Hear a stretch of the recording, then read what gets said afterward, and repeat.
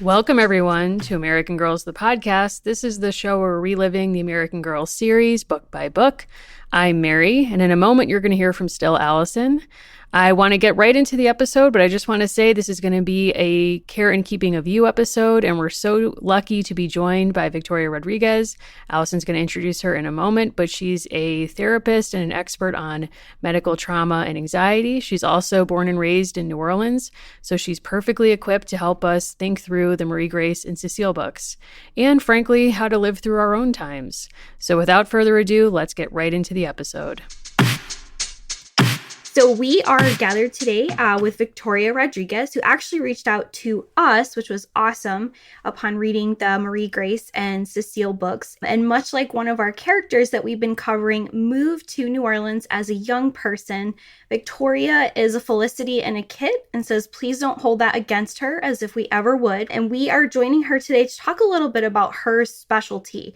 We're thinking a little bit about how to take the Cecile and Marie Grace trauma and think about it in context and also the world we live in. And we really could not have imagined a better guest than Victoria. Thank you for being with us today. Yeah, thank you guys so much for having me. So, even when speaking about reaching out to y'all, I had this moment of, I think when Marie Grace is even at the parade where she's like, do I even belong here? Like, New Orleans is my home. And I'm like, am I New Orleans enough?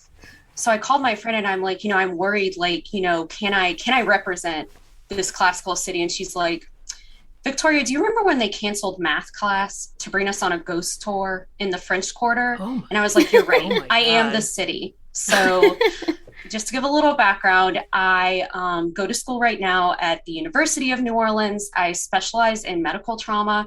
So business is good and health anxiety. So I am a licensed professional counselor, and I'm just really excited to have this conversation today because even though Marie Grace and Cecile came out a little bit later, or by the time that, I was reading the American Girl books, I was not as into them by 2011. So it was really interesting to come back and revisit them. And even as an adult, be like, wow, what is it like to go through a crisis in the city that's already gone through so many crises? So I'm just really excited to have that conversation with you guys today.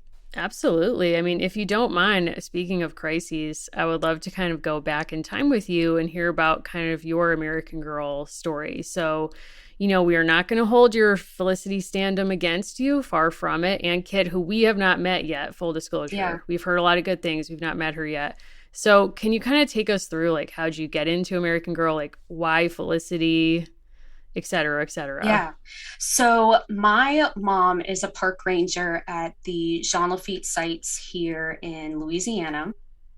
And so my brother and I were always raised, to appreciate history and love history. So she bought me all of the American Girl books. I'm not even sure who was the last one at the time. By the time she was still buying for me, it still might have been Josefina. But I just remember she got me like these beautiful Felicity books, like the ones that you could get like 6 in a pack, and it was all in one book. And just like, I can remember just like feeling the heaviness of those and like the physicality of those books. And the funny thing was, like, when I told her, Mom, like, I'm going to be talking about, American Girls, like, do you remember that? And do you remember how, you said we couldn't afford any of the dolls? And I was like, but then why did you buy me all of those like Breyer horses? So there are like 2 types, right? Like there's the American Girls and then there's the Breyer horse girls. So I did have all the books, but unfortunately did not have the dolls. So I'm curious to explore that also in my family of origin of, why not the dolls, but why instead these very expensive horses instead. So yeah, that is kind of my history with American Girls. And unfortunately, probably again, related to what these girls went through, I actually ended up losing all of those books in Hurricane Katrina. So it's very meaningful again to like kind of come back to these stories and talk about like the physicality of the books and like what it means to lose, to lose material goods, as these girls go through as well and kind of grapple with. Wow, that's a really intense personal connection, and I think a powerful one that I'm sure that we'll keep coming back to. I'm kind of wondering, you mentioned before that you had math class canceled to go on a ghost tour, which is like completely my dream scenario. Like, cancel math, take me on a ghost tour. I'm sure Allison can probably relate to this. But it seems like from that anecdote alone, like even though you're not a historian or history person per se, that's not your professional practice, like history of New Orleans is so embedded in your day-to-day life, even from when you're a child. Like, I'm wondering, as you sat down to approach the Marie Grace and Cecile books, like, was this new history to you? Was it familiar history? Like, how did you react to it? I think, again, it's so funny how the history in New Orleans is so cyclical. So if you go on the website, I want to make sure I'm like quoting it exactly what was on the New Orleans website. So for tourism, it was like thrilling, colorful, tragic, inspiring. And like, I was like, did they get that verbiage from these books? So I think for me, living in New Orleans, they have always just kind of, there is this obsession with, you know, the storytelling and like the narrative of the city as well. Like, it doesn't just function as a place, but also as several different places in time, if that makes sense. Now, when these books came out, you had kind of aged out of American Girl, but we've talked to folks before. There does tend to be sort of a stirring in communities when books come out that are so directly relevant. We heard when we talked to people about the Caroline books that even folks who had kind of aged beyond American Girl, anyone kind of in the maritime world or near Sackett's Harbor working on ships got really excited, right? Did any of that kind of happen in New Orleans, or do you think there was no buzz? Like, we've been kind of curious because when characters such as Rebecca Rubin also came out, there was this little mini industry of tours, and we haven't heard of anything like that. Did we miss it, or was this kind of a thing in communities that at least you're aware of? Honestly, not at all. And I looked for it too, even I think as you guys had too, of like, how cool would it be to have a little tour of, you know, explaining these books and kind of their relativity to the city, and then end with a steamboat ride, you know, how fun would that be? But I have not seen anything in the city or heard at the time of kind of this, this recognition or acknowledgement of these books. And I think too, in general, like Cecile and Mary Grace have kind of been overlooked even in the American Girl communities that I move in. So I'm not sure why that is. I mean, I think you guys have talked before about the chaos of moving from like one narrative to another, much like the Twilight series tried to relive the Twilight series through Edward's perspective. So you're kind of getting a lot of repetitiveness. And so I'm not sure necessarily how that showed up. Should there be a Mardi Gras parade dedicated to them entirely? I don't know. That is not my decision to make. Wow. I'm actually just, I have the vision in my mind that you invoked of a tour, a themed tour for them that would end with a steamboat ride. And I can't help but feel like, would the steamboat ride include your dad standing on the dock being like, bye, like, I have no idea where you're going, but I can't parent you anymore, so see ya. I doubt he would even make it to the dock. No, like, you'd have to just write it on the blackboard, you know, like 11 p.m. I'll be on the steamboat. Thank you. Wow. Thank you. That's actually generous of you to suggest the doctor would say thank you. Dr. Dad would sign off with a thank you. Yeah, absolutely. Thaddeus, you know, he's got places to go. He has a business to run, as successful or unsuccessful as it may be. I mean, his personal mortality rate, like, we can't even, those numbers, like, we can't fathom. Like, I can't go there. Yeah.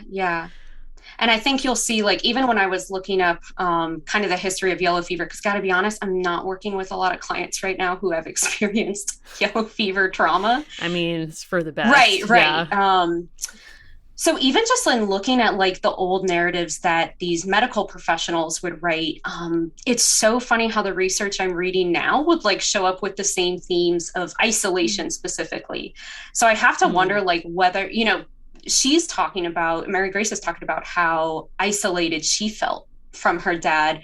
But I'm also wondering in how isolated Dr. Gardner felt, you know, while trying to quote unquote solve this problem, you know, however much he was really solving it at the time.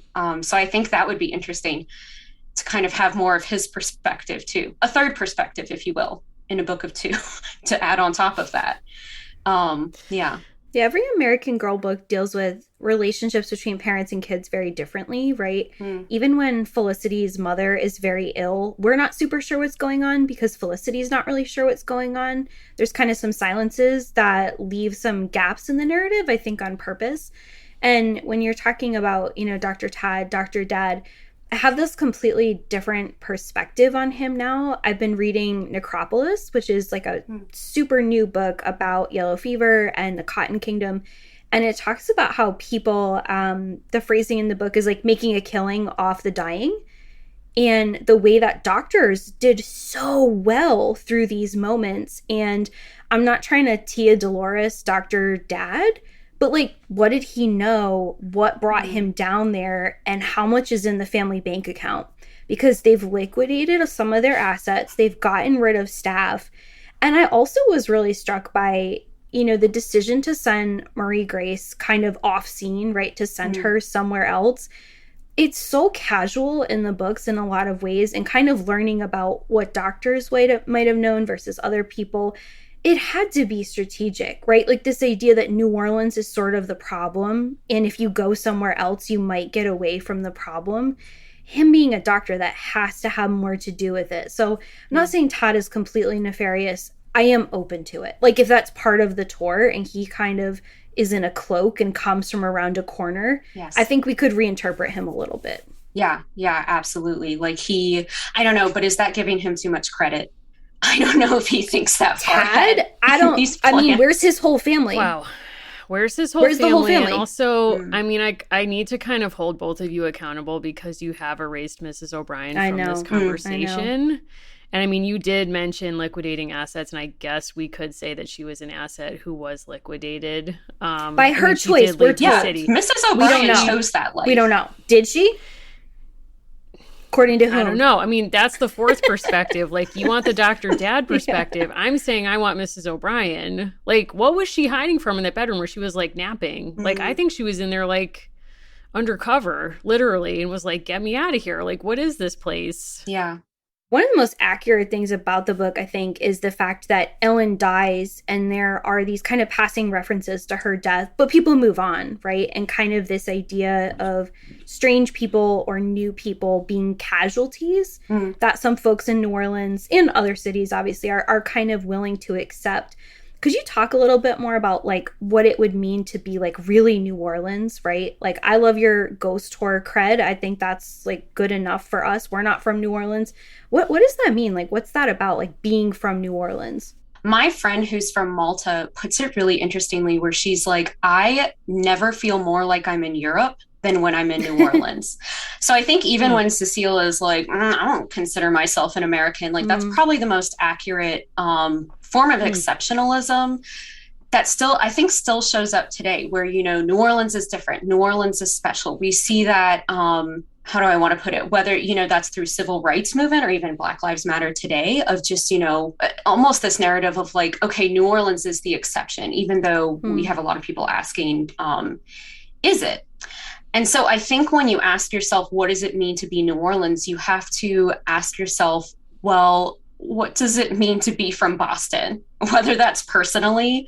So again, I have a brother in Boston. So, we do the trail, we do all the visits up there. And, even just coming back, I was, kind of taken aback of, like, I'm again, how Marie Grace was. Am I Marie Grace? I don't know. I'm rethinking this as I'm saying this out loud.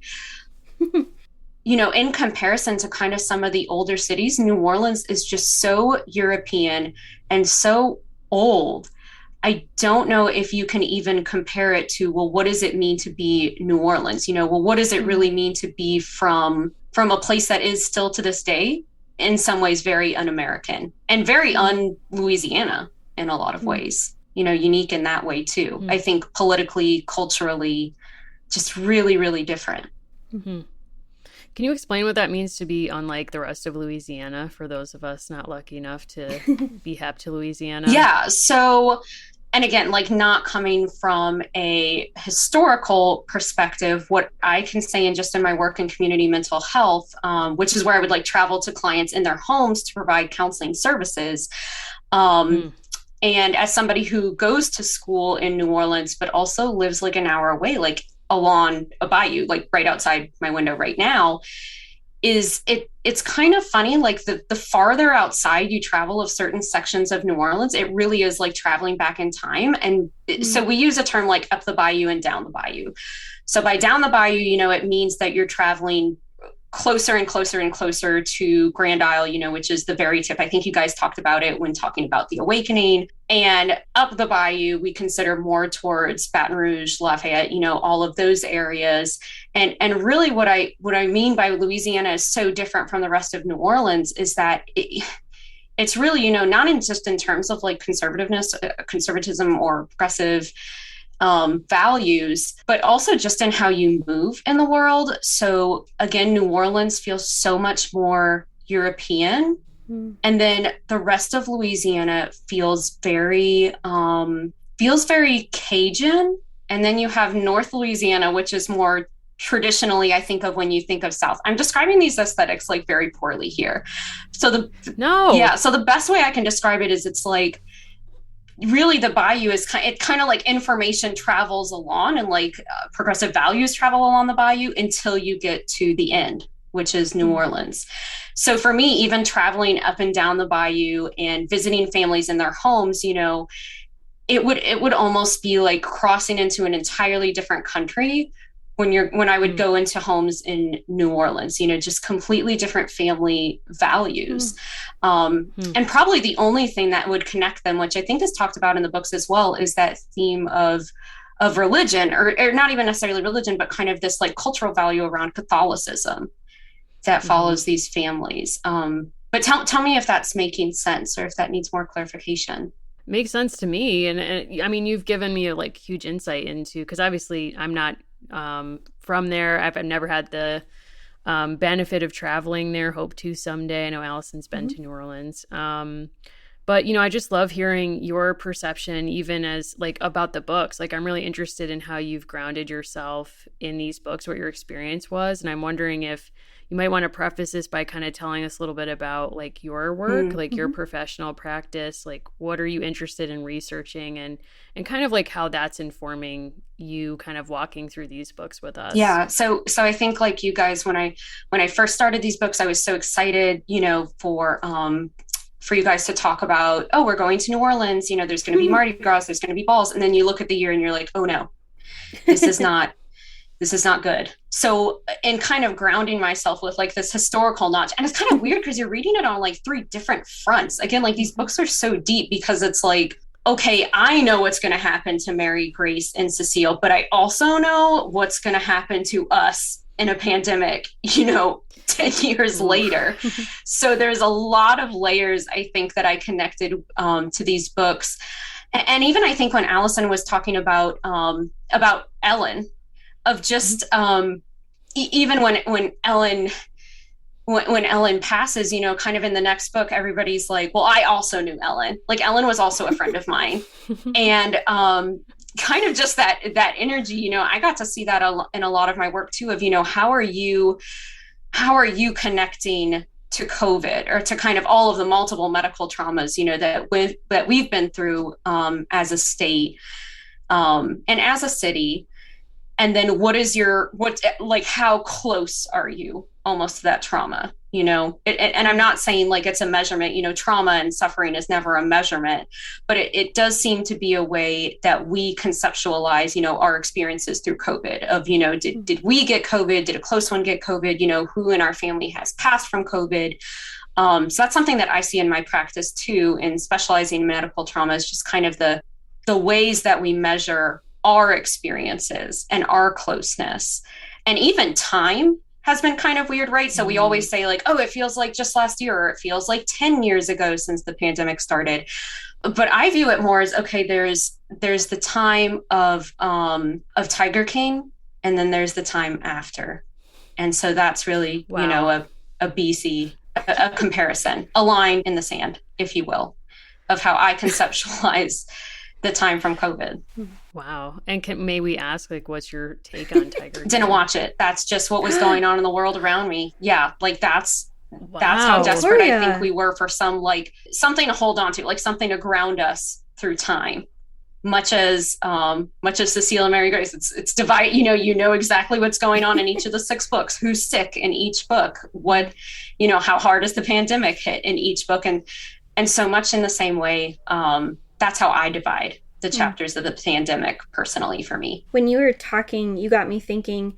It is sort of strange. It's not that it's invalid, but it is sort of strange that the central intergenerational trauma of this book is grounded in disease versus slavery. And it's not that one should be privileged over the other, but when you think about if we had been lucky enough to get future Addie books, right, or to get books that would kind of go in different directions, we've never gotten those, and not that we're owed those, but the fact that within Cecile's family, there isn't that kind of intergenerational trauma, and the illness of Armand is a bit of an exceptional incident. And then comparatively, Marie Grace, that is sort of the central intergenerational trauma of not just her family, but of the books. The fact that they've already had to survive illness, and now they're kind of going right into the belly of the beast. I feel like I watched Tiger King like outside of COVID because I knew it was coming out and watched it like the second it came out because I was very passionate about it. And so I always feel like I'm like slightly off kilter. Like for some people, it's like Tiger King making TikTok drinks. And I'm like, oh, I did it too early. I missed the proper timeline. It's never too late to watch. I've read part of his autobiography from prison. It's never too late. Wow. What a message for us all. Like it's never too late. It's never too late. It may be for Joe. Memoir. It may be for Joe. That might be. Yeah, sadly. I mean, we live in a carceral state. You're from Louisiana, so. Yes. What I was actually thinking when you guys were talking about Tiger King is like when I think I saw the first 2 or 3 episodes of that, and it feels like that was 10 years ago. So like I kind of feel like through traumatic or like long pandemic periods, or even thinking about like what Hurricane Katrina was like for you, like do you in your memory have a sense of the feeling of that time, or does it seem even more distant or closer? And does trauma affect how we remember? Because to me, it's like I know we're in like year 3 of this, but it feels like it's much further away from me now. Yeah. So, one of the central tenets about trauma is at some point, trauma can really, our response to trauma, that disassociating, we're like, okay, does time feel real? Do we feel like we're really in our bodies? At one point, that was a coping skill.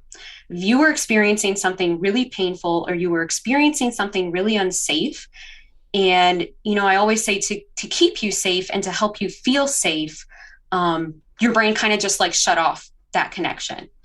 And at one time that really worked for you.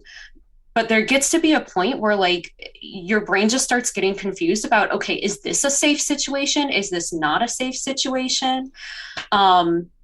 So even from an example from my own life, I really do not remember like specifics about Katrina. And it was only kind of this year when we experienced Ida and kind of all of that stress that came along with it. Hurricane Ida, just to specify, I guess. We don't get earthquakes down here, and I don't even know if you named them. So that was a trauma that kind of I went through more collectively and as an adult, where finally I said, oh, maybe like I do have a lot of leftover trauma from this. But again, that's kind of like my brain and my body making sure that I was still able to function, as a 10-year-old at that time, kind of losing every material possession, right? Of like, how do we make sense of the world? How do I make sense of that? So yeah, definitely. And I know that's an experience of a lot of other Katrina transplants or Ida transplants that I have known and work with to this day. I'm wondering if, that was something that really struck me reading the books with Marie Grace, was that, she experienced this trauma as a very young child. And in, I think, the first scene of book 1, she doesn't recognize Uncle Luke. And then when she sees him, it's like suddenly within minutes, she has all these recovered memories of times with him and her mother. And it seems like her memory does seem to be very affected by the trauma of the loss, where we see her both unlocking memories of her mother, but also being afraid that she's going to forget even more. And at one point, Cecile is like not a super comforting friend. I think in like book 5 or 6 is like, yeah, like no context. Like, yeah, so your mom died, right? Do you remember her? And it's like, whoa, Cecile, please. Like, this woman didn't remember Uncle Luke in book one. Like, I'm so concerned about her. I mean, I'm just wondering, like, what you make of the depiction of her trauma, of the loss of her mother. Yeah, I see that as very accurate, but even more so when they are taking care of the baby. Of just kind of this transference where she has transferred kind of all of this caring, and this, I want to make sure I'm choosing like the exact right words, right? Almost like this yearning of like, okay, if I can keep this baby safe, if I can protect this baby, then that means I'm okay because I am then adult enough and I have the skills to protect him and keep him safe. So that means I must be in a good place. So I think that actually shows up a lot with her too, of kind of how this trauma has been passed down. And then I also think about in Cecile's family, like her mom just kind of telling her like, no, we're safe. Like, it's going to be okay. Don't even think about it. We're safe. And, I just keep thinking about what Cecile is going through as well, kind of medical trauma of her brother, of like, I'm one, and we don't really get that much messaging, but I'm wondering how much Cecile is also worried for herself of like, okay, if my older brother can be this unsafe, what does that mean for me? And I think otherwise we're kind of given this almost like adult reaction and maybe not necessarily, an 8 or 9 year old's reaction of, okay, but how do I relate to this? And I actually think Lavinia, bless her, is probably one of the more accurate depictions where she's in this hospital and she's like, well, my sister got yellow fever. Like, I just think you should know. I think it's important that you know my relation to what's going on here, which is kind of more of an accurate depiction of what I get, where, the kids at that age, like they'll say something that they kind of hear repeat. And I'm sure it was repeated over and over in her home again of the importance and the emphasis and the real danger for her sister. So it's kind of interesting to see that come out, maybe at not even a necessarily appropriate time, right? We needed a real professional here to tell us that Lavinia was a healthy example of something, because that was not where we landed. But I see now that we needed you, so thank you for being here. But, I guess like connecting to today, like for parents listening, like what is a healthy way to speak to your child about what's going on? Yeah, that is really complex. And I was trying to say like, oh, I wish I had a script for mom, when she's trying to tell Cecile, like, hey, it's going to be okay. So what I suggest to parents or caretakers is something that you can promise your children is like, we're going to do your best to keep you safe. You are safe right now. And I am here with you in this moment to kind of keep them grounded, keep them present. There's also like cultural considerations as well. So maybe one child in their family culture, it would be appropriate for Cecile to help out with the caring of her brother. And maybe for another culture, it wouldn't. So I think when giving advice or scripts to parents of how to talk to their kids about this type of trauma, or when a family member is sick, it's really important to take into account, your own values as a family. How much do you want your child to be involved? How much do you assess that they can handle? But I think actually my mom, like, she, her heart is in the right place of saying, like, of emphasizing that safety of like, no matter what, you are safe right now. And we are going to do our best, to keep everybody safe, because that's a value in our family. And that's what we prioritize as a family. Mm-hmm. So I think this is a different question, even though it probably sounds very similar. We get asked a lot by people who have children who listen to the show or who care about American Girl, whether they should hand, sets of these books to young people now, right? To 9, 10, 11, 12-year-olds right now, and kind of the usefulness of these books. We could imagine a different world, but the world that we live in is frighteningly similar in certain ways to like some of what's going on in this book. And it doesn't have to be a yes or a no, but do you think these are useful books for young people to be handed or finding right now? No. And it can be no. Okay. Well, that's okay. So next question. Terrifying for me to read. No, but certainly it depends on the child. And there obviously I am not in a place developmentally where I can handle, where I'm having to see clients who are going through COVID or going through the death of a loved one and then be like, oh gosh, like, girl, maybe you need to talk about Cecile. Like, do I have the book for you to process this? But certainly, yeah, that's such a good question of like, how do we use these books to like relate to our own kids, and promote wellness? Yeah, I mean, we were talking briefly, you mentioned bibliotherapy off air, and to me, these books are like the opposite of bibliotherapy right now for kids, especially like living through COVID. I don't know if this would comfort. Again, I'm not a parent. Yeah, I don't know that I would prescribe these. And again, I'm not a therapist either. So just my sense. I mean, I wouldn't prescribe this for a grown adult woman. And by that, I mean me. So, I mean, that's where I'm at. Yeah, it's such a good question. And again, like, I think it depends on a child. Like maybe there is a child out there who is, I need a narrative to attach to, much like I was a horse girl. And so naturally, Felicity, just chaotic, that is who I attach to. We absolutely don't hold it against you that you love Felicity and Kit. I think it makes perfect sense that you like these like really cool and dynamic characters. Something you also said to us that I thought was really making me think about depictions of Marie Grace. You mentioned it with her caretaking of the abandoned baby, but the way that she steps up to act as a nurse, something that you are kind of, especially qualified to talk about is white saviorism and caretaking. Could you maybe kind of walk us through what's going on there and maybe why you think that kind of gets plopped into the narrative the way that it does?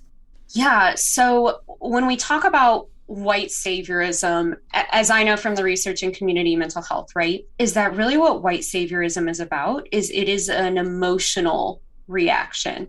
It really has nothing to do with the outcomes or necessarily the actual behaviors, but it's about the emotion that the white person or the person with privilege is having in that behavior or in that context of helping. So I imagine for Cecile and Mary Grace, even though they're engaging in the same behaviors of like going to these children, eating their bread, singing to them, playing with them, they might be having completely different conceptualizations of that experience. So for Cecile, while it might be something that's kind of part of her family, like the culture of her family of like, we are helpers, this is what we do, it's just like built into the routine. For Mary Grace, it's like, this serves a purpose to who I am as a person. This is about me having an emotional reaction and less about, okay, but what are the outcomes for, I think Philip is his name? The baby. For the baby. Yeah, for Philip.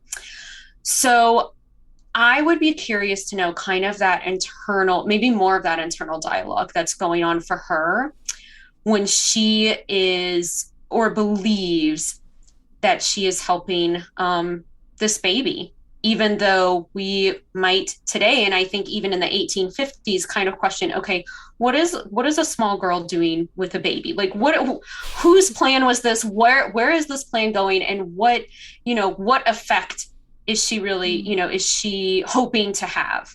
Or the reaction, the emotional response that she's hoping to have. So that's what we kind of know from the research. And I think it speaks to those differences in the books as well, but I would have liked to have seen a little bit more internal dialogue going on there. What do you think about kind of the depictions of race in the books, particularly around healthcare and kind of different opportunities? Like we know that even in our world today, like even really elite people like Serena Williams almost died in childbirth because she was not believed. Her account of her own body and the pain that she was in and almost missed a major complication.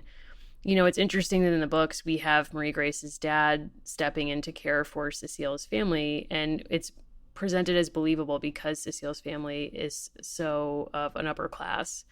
But, I kind of wonder like what you make of how the books navigate race, generally speaking, but also in kind of like these healthcare settings. Frankly, it feels a little bit chaotic. just reading through it, it's like, what is the sense or rhyme or reason? And then it's like sometimes they'll be like, there are steadfast rules around race. And then at other times, it's like those rules don't even exist, or those rules, there's like the privilege of those rules can be ignored at times. So I think for me, it was a little confusing. And I think much like the Gilded Age, it's kind of like, why are we not talking more about this, impressively wealthy Black family that there were many of in New Orleans at the time? Why are we not getting more of their perspective and their family history? And I feel like we do get more of Mary Grace's trauma history than we do their history. So I'm not really sure kind of what the decision was around that. But certainly we can view Dr. Gardner as kind of a story of white saviorism as well. Of, well, as soon as he comes in, Armand gets better. Suspiciously, Ellen does not. So I don't know. I have questions about Dr. Gardner and kind of his, again, that exceptionalism, that Southern medical exceptionalism that we saw in the 1800s of, okay, everywhere else has their own medical care, but New Orleans is different. The South is different and it requires unique treatment. So it, in some ways, it kind of upholds this idea of white supremacy of like, okay, well, these white doctors, like they have almost like these special skills and this special knowledge that allows them to continue to hold power over these communities, which he does, because ultimately the decision lies with him of whether or not he's going to make time in his schedule to visit Cecile's family, to visit Armand or not. So I think just kind of to summarize as well, it feels a little bit separated, the narrative of Dr. Gardner and of race in general in the book, from maybe some of the realities of New Orleans, both then and today. I think something that the book does get right, because I kept thinking, as you were talking about even the Tiger King era, when people really don't know what to do, like certain ideas just kind of get thrown out like spaghetti against the wall. And thinking about like the early Imagine video that was coordinated by celebrities.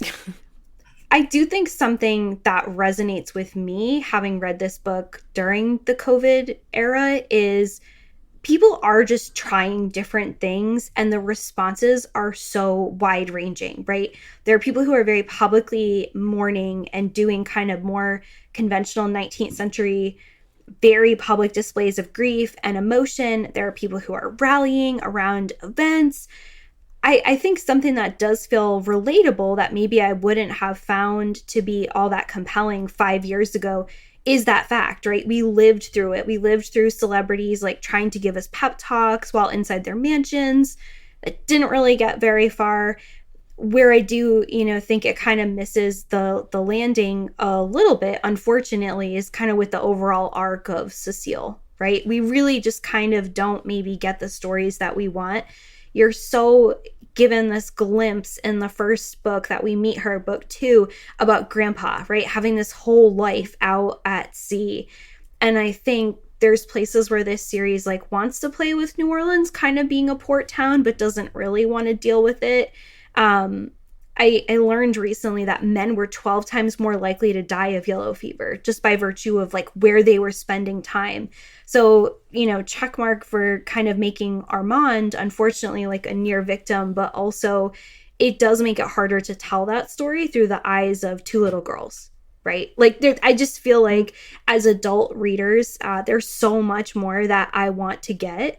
I checked out a book called Fever from the library, or The Fever, and very quickly put it down. It just was like not going to be how I'm going to spend my time around these books. But yeah, I think maybe in 10 more years, if we're able to revisit, it would be awesome to like meet these people again.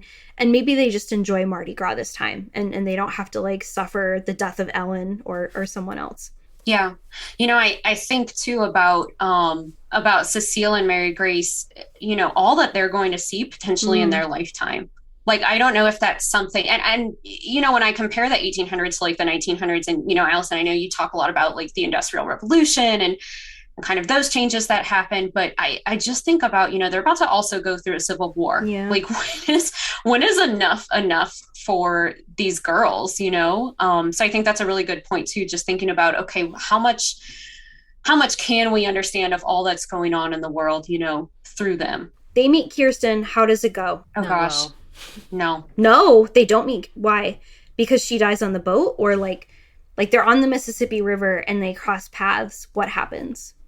Oh, no, I don't know if it would go well. Okay. For which party? Like all the parties or just Kirsten? I feel like Kirsten is just totally in a different class. Okay. Like she will look up and she will see them on the top part of the steamboat and she'll be like, Mom, why can't we go on like the top part of the steamboat? Classic. She'll be like, Where's Singing Bird? that is She's not not for there. us. Yeah. I think she's not there. I don't know where she's at. Who knows? Kirsten doesn't know where she's at. Kirsten doesn't know. Singing Bird doesn't know. We're Yeah. not given any interior monologue. It's so strange. They picked, they picked 1853 so deliberately, right? Like they wanted us there so badly in the middle of this epidemic. One thing I really do take away is the fact that we're living like effectively 6 months apart by the time we're done with these books, from Kirsten's world and Marie Grace and Cecile's book. And what a different country, right? Like it really is as if we're not even talking about experiences that have anything in common with each other.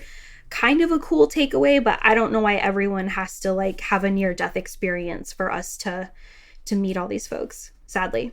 Yeah, no. I think about that all the time too, just like what these girls were going to see in their time, which I think just offers a really interesting perspective. So I think I'm currently, just full honesty, like I have rewatched The Gilded Age for the third time now. Like it's just something I have on the background. I'm not talking about, interesting, wealthy Black families who are not given center stage.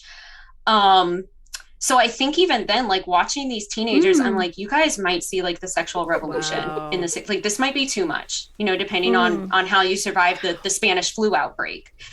But I do think about that, like of just how culture has changed like so much in that time. And I'm not sure if it's going to change so much culturally for Cecile and Mary Grace. So again, that's like a historian question, but it is interesting to think about, kind of, again, that like cyclical, how much is really going to change for them, within 50, 60 years. Well, I mean, I kind of am interested in your experience of like what you've witnessed in terms of not a one-to-one comparison, but, iconically in these books, there's that trading space plot line where they trade spaces at a Mardi Gras ball or a children's ball, which seems somewhat unbelievable to us, from the distance of 2022. But it does show how segregated the celebrations were. And I'm wondering, like we've heard from some listeners that kind of sense of segregated celebration in Mardi Gras is still pervasive in different aspects of the culture. Like, is that something that resonates with you or that you've seen? Yeah, I mean, absolutely. I could not tell you maybe how they are today. Because I've never been invited to one, like sad face, but they are they're seen as like very exclusive, even in the Bayou regions. It is like the top of the top are, literally crowned like your Mardi Gras king and queen. And it's like, it's a big deal. Like mayors, are, go to these things, people, the top people in our community, like go to these things. So I think it's interesting to see like, oh, like that is still very much a fact today. And I think the segregation aspect as well is still very much alive. I think there are some iconic, historic, Black Mardi Gras balls and crews that are that just have such a rich history as well. But, when you stop to think about, okay, why did these need to be formed in the first place, separately, I think it reads very differently. So have you participated in Mardi Gras, if not in kind of a higher level ball? Yes. So I will say, because of my mom's work, we participated in a lot of different Mardi Gras. So there's like the country Mardi Gras, which is more local people kind of just getting together, their cars and their parades that they put on. So in North Louisiana, at one of the national park sites in Eunice, so at the Eunice site, they have the name is escaping me right now, but essentially it's like the country Mardi Gras. So you will still have people on horses. It's very traditional in that they collect food from, my husband's partaking in this, so he's like way more Cajun and connected to that countryside than I am. But essentially, like they go around and they collect food and they make like a big gumbo at the end with it, and that's like still practiced today. In New Orleans, it is definitely a lot more, there's a lot of like celebrity. It's a huge deal for our city. So I know we haven't been able to really have parades for like the past couple of years. So it'll be interesting to see the return of that as well. So we'll be going. I think we were unable to go this year, but so I think 2023 is going to be the year when we return to New Orleans for some of those parades as well. And I've marched in them. Those were less fun. So it was less fun to like actually be in one and more fun to actually watch one from the outside. Why is it less fun to be in it? I think it's like, first of all, just 8 miles of being in a marching band. And that's all. I don't want to come off too cool. Like, I don't want to make your listeners feel unheard. But I was in the band, and my husband is a band director now. So I always try to make excuses to not go marching with them, because this is very long and very hot. And again, the books do a great job of just describing like how oppressive it can be in the summer, in the spring, you know, at that time with the heat, and also kind of just dealing with people who maybe take Mardi Gras very seriously when you're marching in one. So I much prefer to be on the outside now looking in. That's fair. That's fair. I mean, honestly, like, I know you're an expert in anxiety, but I got anxiety like looking up stuff about Mardi Gras, and I saw that some of the churches on the parade route like sell bathroom passes, and I just immediately hit a panic. Like, what if you don't have access to a bathroom? I mean, that's where my head goes. Yeah. I wouldn't know how to answer that, because I always plan, like, that's why I make friends with people specifically like on the route. So my mom has a house on the route in her area, and that's also like a very like, that's a cultural hallmark of like, she invites everybody around, and she's like, look, if you need food, if you need water, if you need a restroom, my home is open to you. So it is like it's almost like bragging rights to say like, okay, well, we have a home on the route. Like, you can stop off on the route. You are invited into our home. So I always make sure that I have a backup, because I will, you know, even this book, again, I was like, I don't want to be there for the next outbreak. You know, I'm finding a private bathroom. Like, I'm finding the most hygienic spaces. Wow. A hero for our parades. times, honestly. I mean, that's where my head would be at. I'd be really worried about that. Yeah, that's where I don't know, like, I work with a lot of teens now, and I think we forget that like in school, we're not allowed to, like, schools have rules around when you're allowed to use the restroom and not. I don't know if you guys experienced that as well. So that has instilled in me a deep fear to just find an option for a restroom at every parade. Iconic. Truly. So we're not necessarily putting this at the top of our list for people who are looking for, like, you know, interesting reads right now in 2022. You mentioned you love The Gilded Age, not so much on Tiger King. What else has kind of been really fulfilling for you to read, explore, check out, a craft maybe you've really liked in the past few years? Yeah, I have really been enjoying playing the video game Red Dead Redemption 2, which takes place in 1899 in a city that is suspiciously called Saint Denis, and suspiciously looks like New Orleans. Yes. So my husband and I have really been enjoying kind of engaging with that narrative and that storytelling. Because I remember I was playing with him, and I was like, wow, this place looks like suspiciously familiar. And he's like, well, it's based off of New Orleans. Like, it's based off places in Louisiana. And I remember like moving around the game and just thinking like, this place has not changed like to this day. Like, it looks exactly the same in 1899, 1911, and, you know, to today. So I'm sure the New Orleans we're seeing today is pretty similar to what Marie Grace and Cecile are seeing as well. Okay.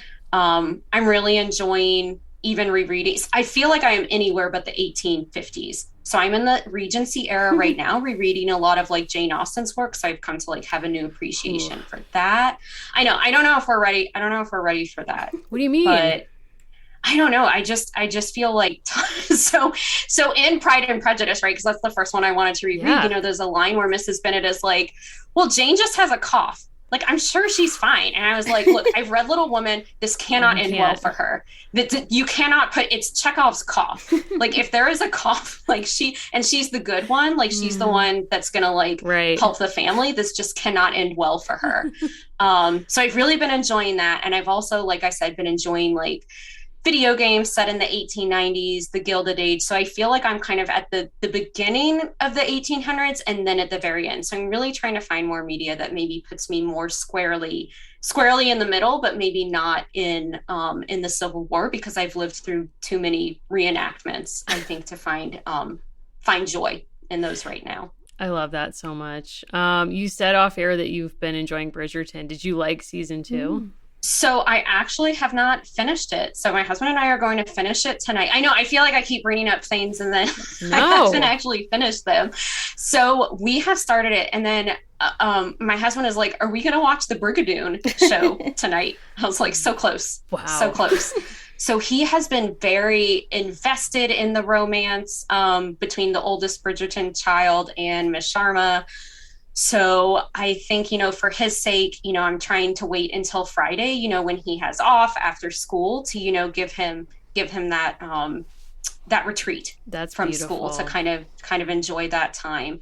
So that's something we've really been enjoying together as well, of just like the ultimate escapism, if you will. It truly is. I mean, Shonda, you can't go wrong with a Shonda project. That's how I feel. But yeah, I was watching that when I had pink eye, which my students gave to me, and I'm just getting over pink eye for a second time. So, I mean, in my mind, like, now Bridgerton is linked to pink eye. So I'm trying to work through that is what I'm saying. But I love to hear that you're rereading Jane Austen.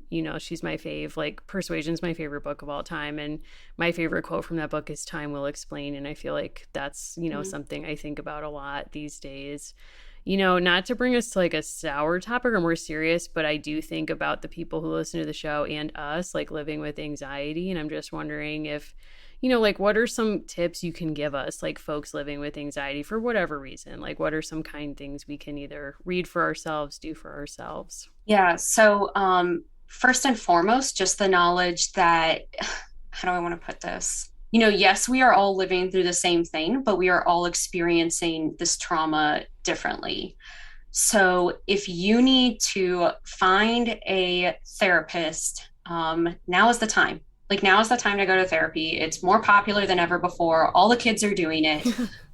You can try it out. I always say to people, it is perfectly okay to interview a few therapists before you find a good fit, and find somebody, that you feel comfortable with. If you're at a university, a lot of universities have free mental health resources on campus. You can even call the number on the back of your insurance card and say, like, "I need you to find me a therapist in my area who accepts my insurance." And that, you have a caseworker whose one job is to do that for you. So I guess as a therapist, I have to put that plug in, not sponsored by therapy. I would say, secondly, just engaging with the things that you genuinely love without guilt, which I know is easier said than done. So, Mary, you might be able to speak more on this with bibliotherapy, but I think even working through my own therapy of recognizing, what is a healthy level of disassociation versus an unhealthy level. So I think just in finding the things that you enjoy, and then unabashedly and unashamedly, taking time for those things and getting really radical about the things that you love and the passions that you have, and connecting with others, whether in person or through online spaces, is so important. Because really what anxiety and trauma is about is it's really just us telling ourselves, from the messages that we've received, that for whatever reason, like, we are undeserving of feeling well, or we are undeserving of connecting with others. So I think, through therapy and through connection, those are some ways we can really maybe challenge some of those messages that we're telling each other, and telling ourselves, more importantly. So I wish it could be bubble bath. I wish it could be, I'm trying to think of another like stereotypical self-care activity. I wish you could just like ride your horse away. Wow. If you own a horse, like, I wish you could just like ride away from these problems. But really, to me, it comes down to connection, to connecting with others, whether through a mental health professional, or connecting with your community, whether that's a community from which you come from or one that you create for yourself. That's so beautiful. Like, I love all of those tips and advice. Like, I feel like that's beneficial for me to hear. So thank you for saying that. Like, it was helpful for me to hear that today. And I loved what you said about pursuing your hobbies. And I think something that makes me think of is, like, we're living in this time of, like, even when we're working from home, like, everyone has to be thinking about work, and everything has to be about productivity. And having something that's a hobby that you have no intention of monetizing, it's just something you're doing for how it makes you feel, is such a vital thing.